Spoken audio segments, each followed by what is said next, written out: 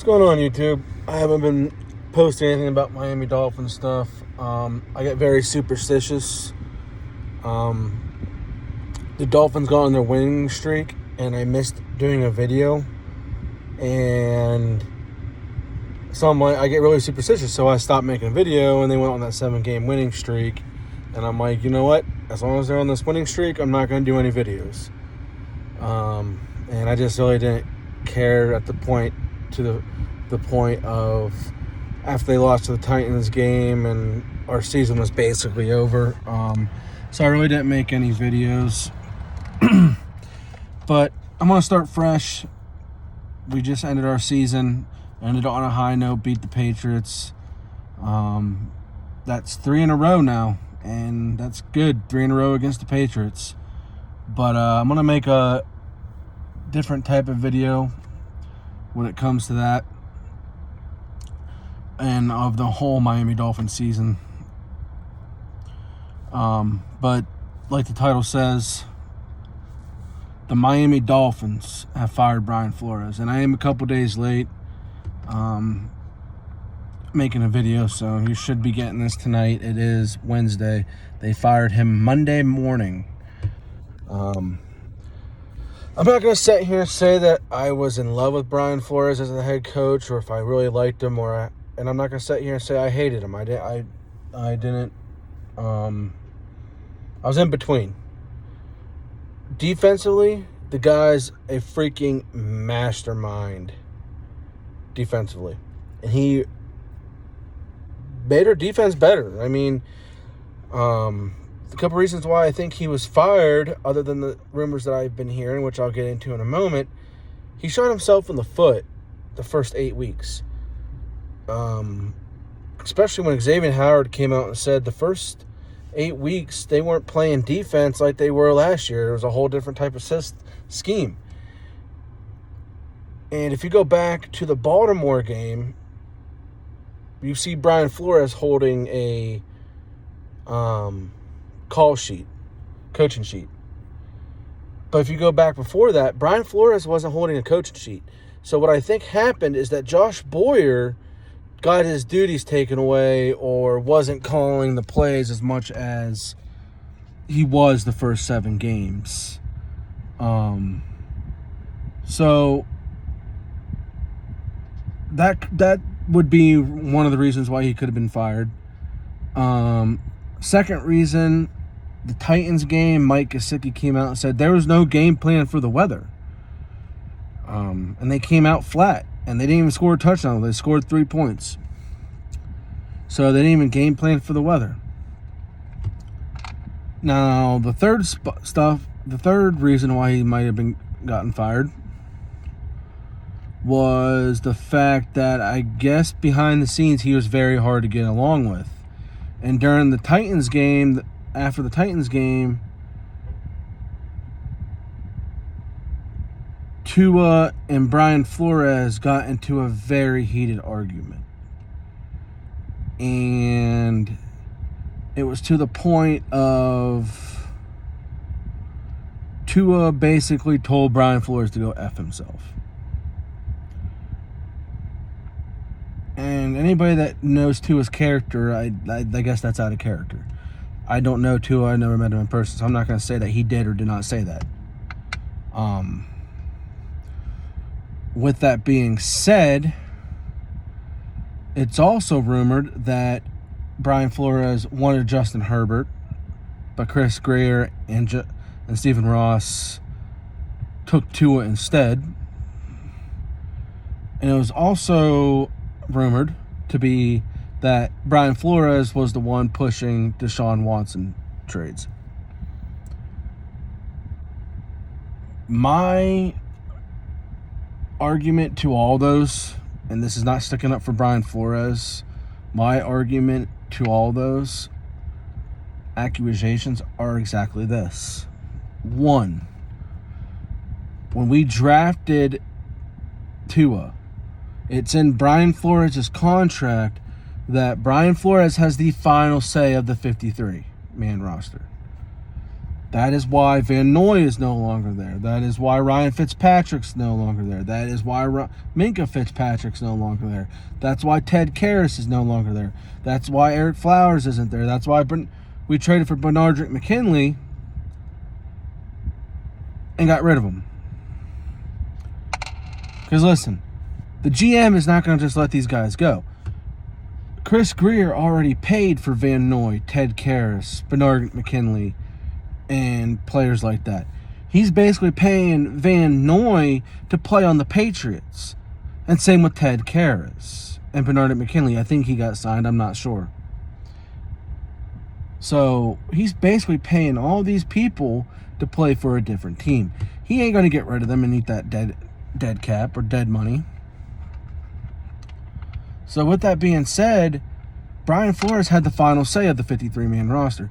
So for everybody to say that Brian Flores never wanted Tua, I don't think is true. I think Brian Flores wanted Tua, and then he might see something in Tua that we don't see, and he just wasn't putting Tua in positions to succeed to try to get Deshaun Watson. Now, if I counteract that argument, Stephen Ross and Chris Grier want Deshaun Watson just as bad as Brian Flores. There is nobody out there as an owner or a GM that can say when an MVP type of quarterback like Deshaun Watson becomes available that they're not interested in at least talking about the trade. All right, so that right there, in my opinion, is a very touchy water when it comes to those situations. But from what multiple sources say, Brian Flores was hard to get along with. He was not getting along with Stephen Ross, Chris Grier. He wasn't even treating some of the players right. So we're not going to know. We're not going to know unless somebody comes out and actually tells the truth, or Brian Flores comes out and tells the truth.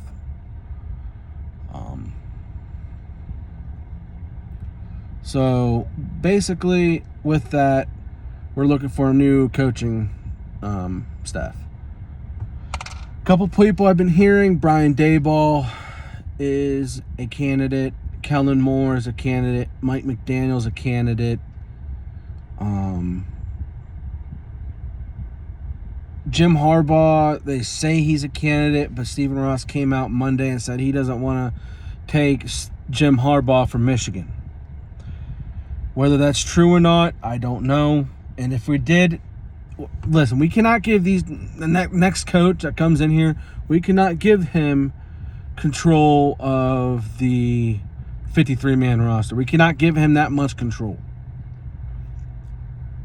Yes, the GM gets him what he needs and what he wants, but he has no say over player personnel. At least not for the first 2 years, in my opinion, until he proves himself. But with that, I want to coach. And the downfall to Brian Flores was he was really good at defense, but he did not know how to build an offense of staff. Defensive staff, I don't even know if he was able to build a good defensive staff. Except for our secondary coach, that Gerald Alexander, he was pretty good. I give him credit where credit's due. But Josh Boyer got his call duties taken away. So does that even show that he's good at building a defensive staff? This next coach, whoever it may be, I want them to come in and I want them to be able to have connections to rebuild a staff and build a staff properly. With that being said, I mean, you look at Andy Reid, you look at Mike Tomlin, you look at Bill Belichick, you look at Sean McVay. All those coaches can rebuild a staff or build a staff in general. Like once a staff member goes to a different team to become a head coach, etc., they know how to replace that coach. You know what I mean? So I want a coach that has a good deck of hands, or a good deck in his hands, that has connections to bring in good defensive coordinators, to bring in good offensive coordinators. Say, hey, we're going to build this thing and we're going to build it right. I wouldn't mind having Vic Fangio as a DC. Honest to God, he's a good defensive coach. Maybe not a good head coach, but he's a good defensive coach. But A couple of the people, like I said, they're looking at is Brian Daboll. I really don't want Brian Daboll. Doug Peterson. I wouldn't mind giving Doug Peterson a shot. And I think Mike McDaniel. Mike McDaniel doesn't seem too bad of an interview. He knows how to build an offense, but then again, does he know how to build a defense? So, I don't know. It's going to be an interesting couple weeks. You guys comment who you guys want as a head coach. That'd be interesting to see what you guys think.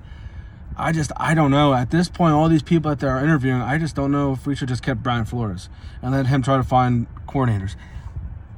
I don't know. It's going to be rough, and I hope it's not too big of a setback. I hope we can get a coach in here this offseason, implement his system so we're competitive next year. Our schedule ain't too bad next year, but it ain't great.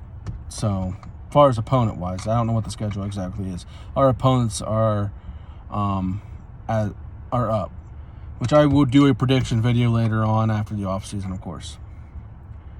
That's my thought after Brian Flores is fired. I do want to say thanks to Brian Flores. You gave us 2 winning seasons in a row, and you gave us probably the best win streak against the Patriots I've seen in a very long time. So congratulations and thank you to Brian Flores and his family. And I hope you do land back on your feet. And I just hope you can lighten up. If you are an asshole to work for, I hope you can lighten up.